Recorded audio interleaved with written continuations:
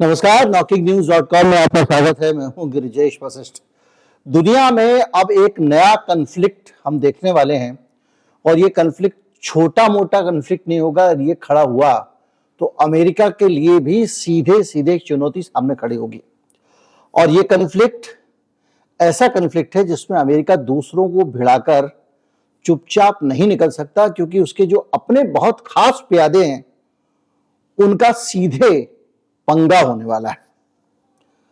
Conflict एक ऐसी ताकत से है जिसके पास आज भी अमेरिका से ज्यादा शक्तिशाली हथियार हैं और वो खुले आम अमेरिका को चुनौती दे रहा है। संयुक्त राष्ट्र हो, संयुक्त राष्ट्र के बाहर हो, और वो सीधे सीधे कह रहा है कि हम जो कर रहे हैं अमेरिका का मुकाबला करने के लिए कर रहे हैं। और कन्फ्लिक्ट होने वाला है उत्तर कोरिया से। आज हम समझेंगे कि उत्तर कोरिया का ये कन्फ्लिक्ट किस तरह से तेजी से बढ़ रहा है, उत्तर कोरिया क्यों इतना कॉन्फिडेंट है और वो कौन सी वजह है जिसके कारण अब धीरे धीरे दुनिया ये तय करने की ओर बढ़ रही है कि हमें पश्चिमी गुलामी स्वीकार करनी है, अपनी आजादी की तरफ जाना है। मैं अभी आया।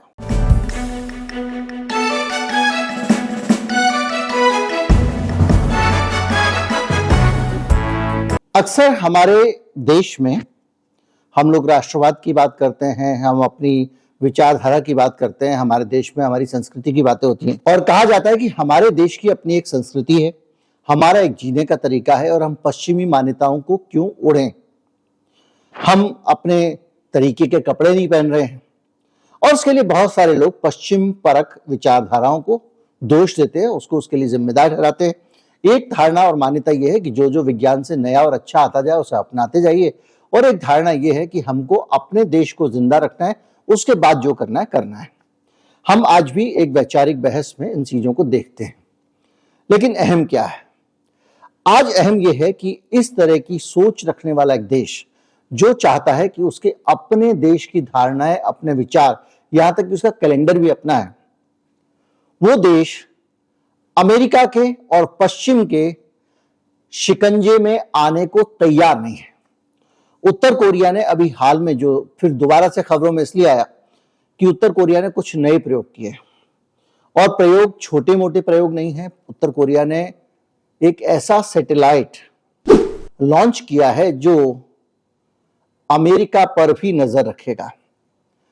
उनका कहना यह है कि उनके बहुत महत्वपूर्ण तस्वीरें उनके पास कुछ आई हैं, पेंटागन की तस्वीरें हैं, अमेरिका के एक युद्धपोत की तस्वीरें हैं और दक्षिण कोरिया उत्तर कोरिया के बॉर्डर की तस्वीरें, जापान की तस्वीरें उनको लगातार वहां से मिल रही हैं। और ये सैटेलाइट अभी फाइन ट्यून हो रहा है, उसके बाद 2-4 दिन में इसको फॉर्मली वो घोषणा कर देंगे कि हमारा सैटेलाइट अब फंक्शनल है। अमेरिका इस सैटेलाइट को लॉन्च करने से चिढ़ा हुआ है, इस पे वो तीखी प्रतिक्रिया दे रहा है और उसका कहना यह है कि ये गलत है, इसे स्वीकार नहीं किया जा सकता और ऐसा करना हमारी सुरक्षा के लिए खतरा है। दक्षिण कोरिया की सुरक्षा के लिए भी इसे खतरा बताया जा रहा है।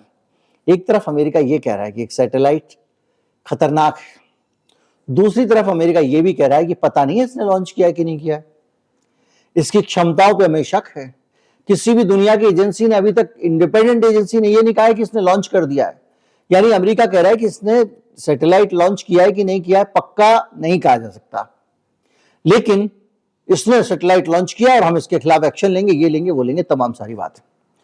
और सैटेलाइट लॉन्च करने के साथ ही एक नया रायता हो गया और वो रायता ये हुआ है कि जो दक्षिण कोरिया की सीमाएं हैं उन पे नॉर्थ कोरिया ने बहुत सारी अपनी आर्मी लगा दी है और वो अपनी फौजें, आप सोचिए उस देश की आबादी का 5% लोग फौज में हैं, उसने अपनी फौजें लगा दी हैं। उसके पास इतने हथियार हैं कि मैं उनका जिक्र करूंगा फिर आप बोर हो जाएंगे, मैं साइड में लगा देता हूं यहां पे। उसके पास असंख्य हथियार और वो कुछ ऐसे हथियार भी रखता है जो आज तक अमेरिका के पास भी नहीं है, जैसे कि हाइपरसोनिक मिसाइल। हाइपरसोनिक मिसाइल के बारे में मैं आपको अलग से वीडियो बना के बता चुका हूं, फिर भी संक्षेप में बता दूं। एक ऐसी मिसाइल जो इस रफ्तार से जाती है कि इसको दुनिया का कोई राडार पकड़ नहीं सकता, क्योंकि राडार के पास से तरंगे जाने और वापस आने की एक रफ्तार होती है। राडार कैसे काम करता है? तरंगे छोड़ता है, वो किसी चीज से टकराती हैं, टकरा के वापस आती हैं। और जब तक वो तरंगे जाएंगी और इत्तेफाक से टकरा भी गई, तब तक विमान कहां का कहां पहुंच चुका होगा। तो दुनिया में कोई भी सिस्टम ऐसा नहीं है जो हाइपरसोनिक मिसाइल को ट्रैक कर सके। ये जो आयरन डोम और तमाम सारी बातें हो रही हैं इजराइल के, कोई भी सिस्टम, क्योंकि कोई इलेक्ट्रॉनिक मैकेनिज्म अभी तक ऐसा विकसित नहीं हुआ है। चीन ने हाइपरसोनिक मिसाइल बना ली है, भारत के बारे में कहा जाता है कि उसने बना ली है, लेकिन आधिकारिक रूप से वो बता नहीं रहा है। फिर भी दुनिया में हाइपरसोनिक मिसाइल रूस के पास भी है।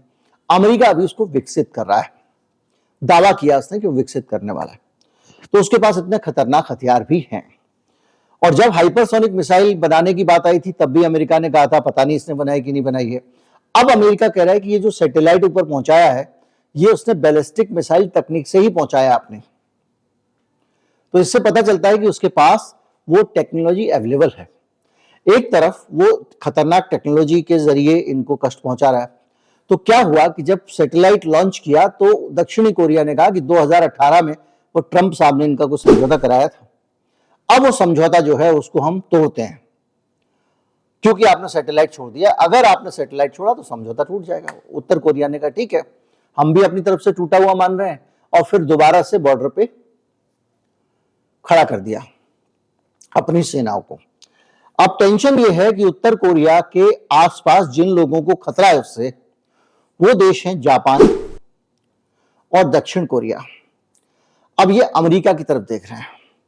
अमेरिका संयुक्त राष्ट्र में उत्तर कोरिया को सीख देने लगा कि भाई आपको ऐसा नहीं करना चाहिए वगैरह वगैरह।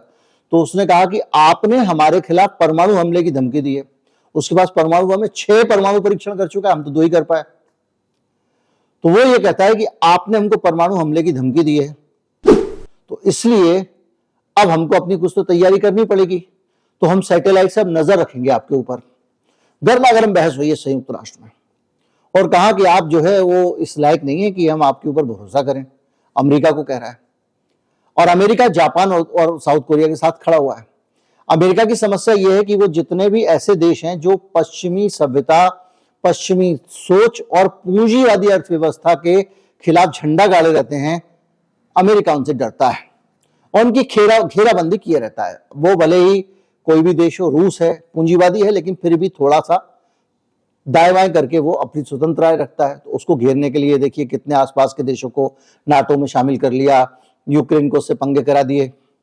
या उत्तर कोरिया है, उत्तर कोरिया और जापान से मिला हुआ है चीन, तो चीन का बॉर्डर जो है वहां मिला हुआ है। तो अगर जापान और दक्षिण कोरिया उत्तर कोरिया पे कोई रायता करते हैं, या कहें कि मैं सरल भाषा इस्तेमाल करता हूं, किसी भी प्रकार का कोई नुकसान पहुंचाते हैं, तो चीन वहां उत्तर कोरिया के साथ खड़ा हुआ है, क्योंकि दोनों कम्युनिस्ट देश हैं।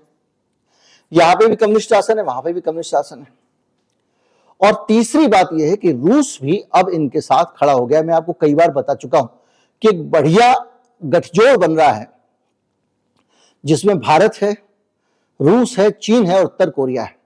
भारत में अभी जो वर्तमान सरकार है उसका थोड़ा सा रुझान अमेरिका परस्ती का है, वो सब दिखाई देता है। वो इजराइल का भी समर्थन कराता है, लेकिन फिर भी भारत पूरी तरह से इन लोगों की दोस्ती नहीं छोड़ सकता, अमेरिका के तमाम दबाव के बावजूद। तो ये कि मजबूत फोर्स बन रही है। और यहां जो मजबूत, अगर वहां पे कन्फ्लिक्ट होता है, उस कन्फ्लिक्ट में फिर जापान भी लपेटे में आएगा, चीन भी कूदेगा, और सबसे बड़ी बात ताइवान, जो चीन का हिस्सा है संयुक्त राष्ट्र के हिसाब से, और अमेरिका के भी हिसाब से, और भारत के भी हिसाब से।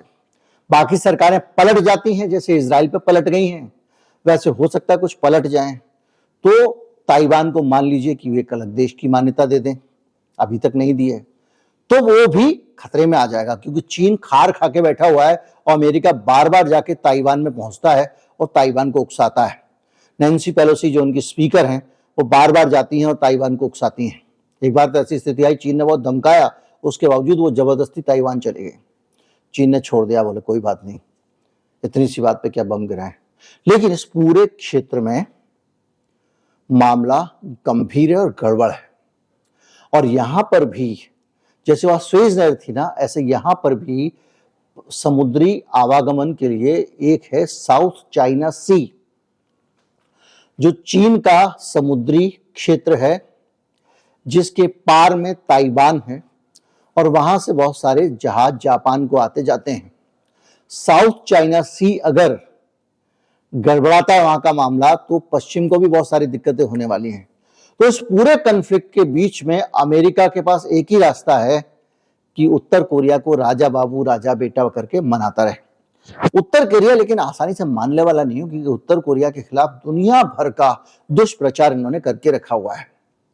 उसके राजा को तानाशाह बोलते हैं, हमारे यहाँ का मीडिया भी, जो क्योंकि पश्चिम प्रभावित है। मैं कई बार बता चुका हूं, भारत के मीडिया के पास विश्व व्यवस्था को लेकर कोई विजन नहीं है।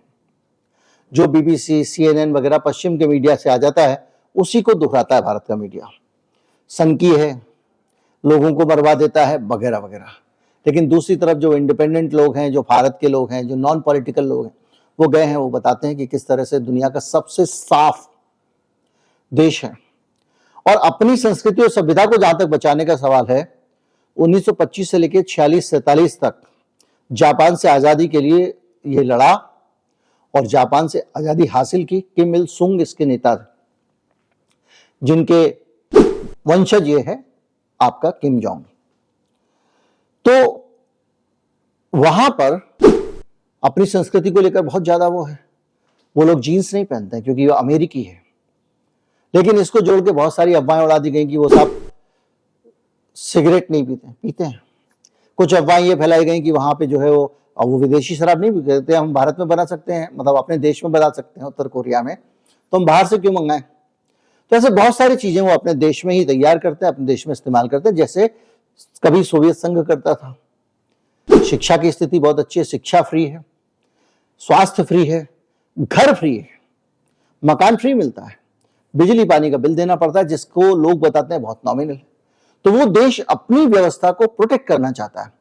अमेरिका चाहता है कि वहां पर भी बाजारवादी व्यवस्था हो। सरकार फ्री कुछ दे ही नहीं, हमारे यहां जैसे फ्री को गाली बोला गया है, लोग बताते हैं, हमारे देश का प्रधानमंत्री रेवड़ी बोलता है, वैसे वहां पर भी उनको तकलीफ होती है कि यहां पर फ्री क्यों दे रहा है। अगर पेड करेगा तो प्राइवेट सेक्टर को घुसने का मौका मिलेगा, प्राइवेट सेक्टर घुसेगा तो मुनाफा कमाएगा। जैसे यहां पे रेल क्यों महंगी की जा रही है? रेल इसलिए महंगी की जा रही है कि जिस दिन रेल के अंदर सब्सिडी नहीं देनी पड़ेगी सरकार को, सरकार रेल को बेच देगी। यही मिशन है। तो वो सारी चीजें जो पूंजीवादी व्यवस्था है, अमेरिका परस्ती है, उसके खिलाफ वो खड़ा रहता है। अपने देश की संस्कृति, अपने देश की सभ्यता, अपनी भाषा, यहां तक कि अपना कैलेंडर, उनके जो संस्थापक हैं उनके जन्मदिन से उनका कैलेंडर शुरू होता है। उनका कैलेंडर अभी मेरे ख्याल से 100 कुछ साल का है। तो जो लोग अपनी आइडेंटिटी को, अपनी पहचान को बचा के रखने के लिए खड़े हुए हैं, उनका संघर्ष क्या होता है आप उत्तर कोरिया को देख सकते हैं। और आप ये भी उत्तर कोरिया से सीख सकते हैं कि दुनिया के बगैर भी देशों का काम चल सकता है, विदेशियों के बगैर भी काम चल सकता है। उत्तर कोरिया में कोई भी किसी भी जगह से नहीं जा सकता, सिर्फ चीन से टाई अप है। आप भी अगर टूरिस्ट बन के जाएंगे तो चीन के जरिए वहां जाएंगे, किसी को इजाजत नहीं देता, तब भी जिंदा है। यह भी अपने आप में सीखने की बात है। और अंतरराष्ट्रीय फोर्सेज, ये वो तमाम चीजें एक तरफ हो सकती हैं और किसी भी देश की संप्रभुता सर्वोच्च होनी चाहिए। अगर देश के कानून, देश की व्यवस्था विदेशी समझौते से अगर संचालित होने लगे तो वो देश आजाद कैसा है। ज्यादा कुछ बोलूंगा नहीं, वरना लोग जो है वो थोड़ा सा उधर चला जाएगा मामला। वरना इस देश में गैट्स, डंकेल प्रस्ताव, WTO क्या क्या साइन नहीं किया। इवन कोविड टीकाकरण को लेकर हमने, यहां तक कि WTO महामारी को लेकर कानून लेकर आ रहा है WHO, और WHO को इस कानून पर साइन करने की बात चल रही है, जिसमें इस देश में महामारी सरकार के हाथ में रहेगा ही नहीं। वहीं से तय करेंगे कौन सा टीका लगना है, कौन सी दवा लगनी है, क्या होना है, क्या नहीं होना है, और उससे मुनाफा कमाएंगे। किस तरह से फार्मा ने मुनाफा कमाया मैं आपको बता चुका हूं। खैर, बहरहाल जो भी है, लेकिन इस बॉर्डर पे बहुत तगड़ा तनाव बढ़ गया है और इस तनाव के कारण पूरी दुनिया में एक नई बिगड़ी हुई स्थिति देखने को मिल सकती है। और इस वक्त अमेरिका की फिर से जवाबदेही है कि जो ट्रंप ने किया था, फिर बाइडेन आगे बढ़े। बाइडेन के टाइम में बहुत कन्फ्लिक्ट हुए, बहुत लड़ाई झगड़े हुए, ट्रंप के टाइम में नहीं हुए थे। और दोबारा से उत्तर कोरिया को समझा बुझाकर उसकी जो आशंका हैं उनको दूर करके एक बेहतर और शांति प्रिय दुनिया बनाने की कोशिश करें। मुझे उनसे उम्मीद हालांकि कम लगती है। नमस्कार, जय हिंद।